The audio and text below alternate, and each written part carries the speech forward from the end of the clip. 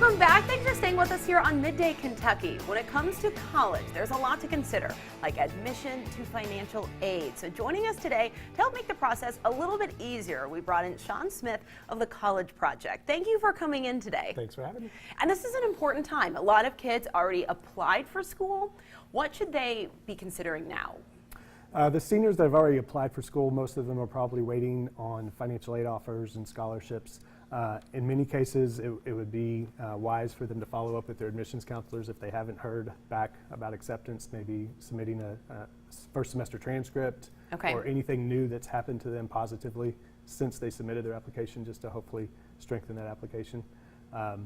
They should be hearing about financial aid, need-based financial aid, scholarships, that kind of stuff sometime here in the next month or two. And as people start getting some feedback on their financial aid, if it's not quite enough, is there anything they can do? Sometimes there is. I think it depends on the college. Some schools are more willing to negotiate with students than others, especially if there were extenuating circumstances that went unreported or they couldn't report on the financial aid forms. That would be the time to meet with financial aid at the colleges of their choice and explain the extenuating circumstances and hopefully squeeze out a few more dollars in grant money or whatever it is. So I didn't realize that once you submit the application, you can go back and correct things that have changed. You can contact the school. Sure, especially if you don't get the answer you're wanting. You know, if you were deferred, if you applied early but you were deferred to regular admission, that first semester was probably not taken into account because you applied early. Maybe you have a better ACT or SAT score you can update or something like that. So.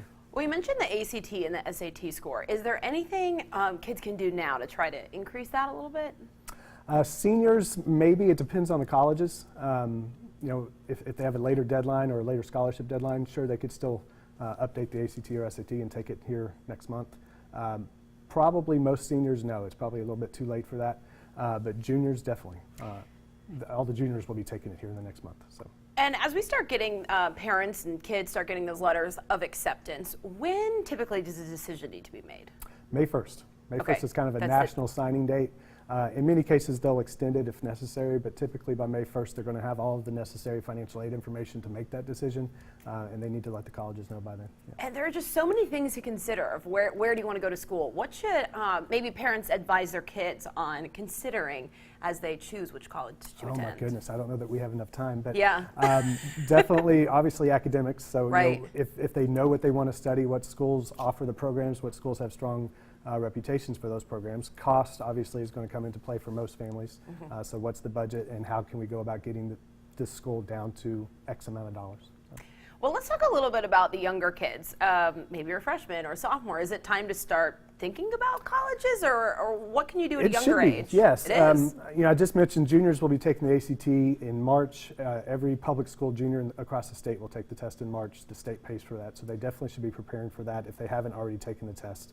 GPA always, from the time you walk into your first freshman year class, your GPA starts counting towards college admission. So GPA is a huge factor. Building your resume, leadership, community service, all those things will come into play or could come into play for college admissions and scholarships, and that starts the beginning of freshman year. So yeah, they should be thinking about it. I was wondering about the extracurriculars you brought up. Is that still an important thing to have on your resume and get going early in high school? Especially if you're applying to a selective college or if you're trying to apply for some of the top scholarships at certain schools. It absolutely is. It does come into play.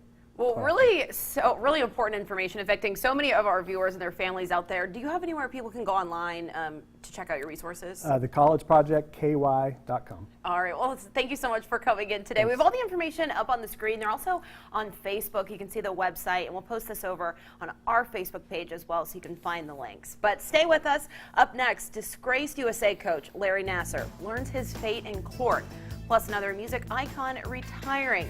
Details coming up in your What's Poppin'.